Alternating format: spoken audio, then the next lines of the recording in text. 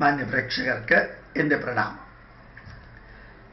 ഇപ്രാവശ്യം പാലക്കാട് ജില്ലയിൽ അനവധി പ്രഭാഷണങ്ങൾ നടത്തിയപ്പോൾ ഇതുവരെ പതിവില്ലാത്ത വിധത്തിൽ കേട്ട ഒരു കാര്യം, നമ്മുടെ കൂട്ടത്തിലുള്ളവർ തമ്മിൽ ചർച്ച ചെയ്യുമ്പോൾ ഒരാളാണ് ഇത് പറഞ്ഞത്.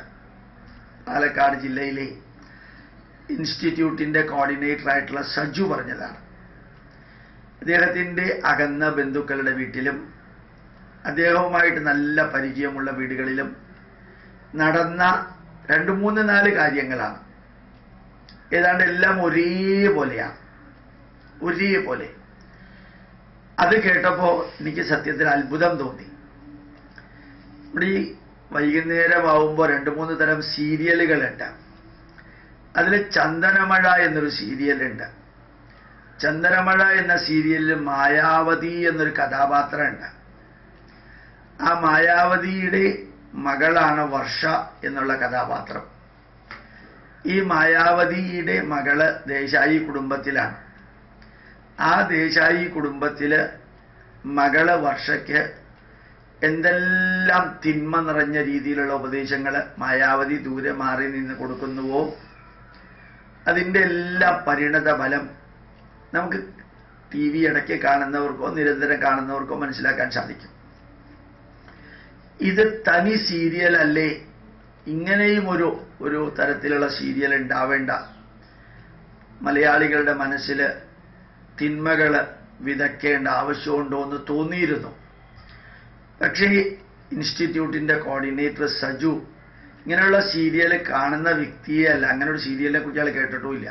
അയാൾ പറയായിരുന്നു, അദ്ദേഹത്തിൻ്റെ അകന്ന ബന്ധുക്കളും അറിയാവുന്ന ചിലരൊക്കെ അവരെ റിച്ചാണ്. പെൺകുട്ടിയുടെ അച്ഛനും അമ്മയും പെൺകുട്ടിയും റിച്ചാണ്. ഇവിടെ വിവാഹം കഴിച്ചു കൊടുത്തിരിക്കുന്നത് ബോംബെയിലേക്ക്, ഡൽഹിയിലേക്ക്, അമേരിക്കയിലേക്ക്, മിഡിൽ ഈസ്റ്റിൽ ജോലി ചെയ്യുന്നവർക്ക്, ബാംഗ്ലൂരിൽ ജോലി ചെയ്യുന്നവർക്കൊക്കെയാണ് കൊടുത്തിരിക്കുന്നത്. അപ്പോൾ ഇവിടെ ഈ പെൺകുട്ടിയുടെ അമ്മ വിവാഹം കഴിഞ്ഞ് 1, 2, 3 ആഴ്ച കഴിയുമ്പോൾ ഇടയ്ക്കൊന്ന് വിളിക്കാൻ തുടങ്ങും. വിളിച്ചിട്ട് ഭർത്താവിൻ്റെ പെരുമാറ്റത്തെക്കുറിച്ച് വിലയിരുത്തലും അന്വേഷിക്കലും തുടങ്ങും.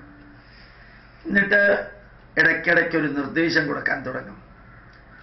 നിനക്ക് വേണ്ടി അദ്ദേഹം എത്ര സമയം ചെലവഴിക്കുന്നുണ്ട്, നിന്നെ പുറത്തേക്കൊക്കെ കൊണ്ടുപോകുന്നുണ്ടോ, നിന്നോട് താല്പര്യം കാണിക്കുന്നുണ്ടോ, നിന്റെ കാര്യത്തിൽ ശ്രദ്ധിക്കുന്നുണ്ടോ, അല്ല ജോലിയുടെ കാര്യത്തിൽ മാത്രമേ ശ്രദ്ധിക്കുന്നുള്ളൂ, രാപ്പകൽ ഓഫീസിൽ തന്നെയാണോ പണ്ടത്തെ പോലെ, നിനക്ക് ഡ്രസ്സ് വാങ്ങിച്ചു തരുന്നുണ്ടോ, സിനിമയ്ക്ക് പോകുന്നുണ്ടോ, ഒരുമിച്ച് ഹോട്ടലിൽ പോകുന്നുണ്ടോ, ഇങ്ങനെയുള്ള ചോദ്യങ്ങളുടെ പരമ്പര ഇതിടയ്ക്കിടയ്ക്ക് ആവർത്തിക്കുക.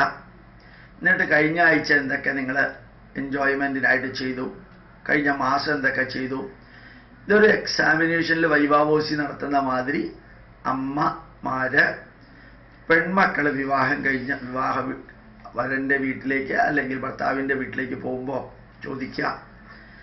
എന്നിട്ട് പരിണതഫലം ഈ പെൺമക്കളുടെ മനസ്സിൽ ഭർത്താവിൻ്റെ പെരുമാറ്റത്തെക്കുറിച്ച് നിരന്തരം പരിശോധിക്കാനും പരീക്ഷിക്കാനും പാകത്തിനുള്ള ഒരു മനസ്സും ചെവിയും കണ്ണും നാക്കും കൊടുക്കാം. ഭർത്താവിൻ്റെ വാക്കുകളെല്ലാം ശ്രദ്ധിച്ച് കേൾക്കുക, അതിൽ നെഗറ്റീവ് ഉണ്ടോ, ഭർത്താവിൻ്റെ പെരുമാറ്റങ്ങളെല്ലാം ശ്രദ്ധിച്ച് നോക്കുക, അതിൽ നെഗറ്റീവ് ഉണ്ടോ, ഭർത്താവിൻ്റെ പെരുമാറ്റം, ഭർത്താവ് പറയുന്നത് ഏതെങ്കിലും നെഗറ്റീവ് ഉണ്ടോ.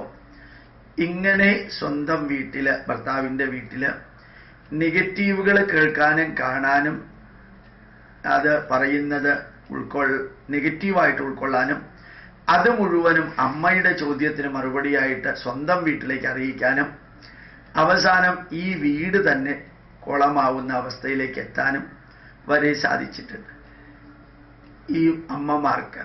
എന്നിട്ട് 2, 3 സംഭവം അദ്ദേഹം പറയേണ്ടത്. ഈ മകളെയും ഭർത്താവിനെയും നേരെ എറണാകുളത്തേക്ക് നെടുമ്പാശ്ശേരി വിമാനത്തിലേക്ക് വരാൻ പറഞ്ഞു. നിങ്ങൾ മടങ്ങി വരുമെന്ന് പറഞ്ഞു. മകളുടെ ഭർത്താവിന് എന്താന്ന് പോലും അറിയാതെ അവർ ബസ്സിലോ അല്ലെങ്കിൽ കാറിലോ അല്ലെങ്കിൽ ട്രെയിനിലോ അല്ലെങ്കിൽ ഫ്ലൈറ്റിലോ തിരിച്ച് വീട്ടിലേക്ക് വരിക.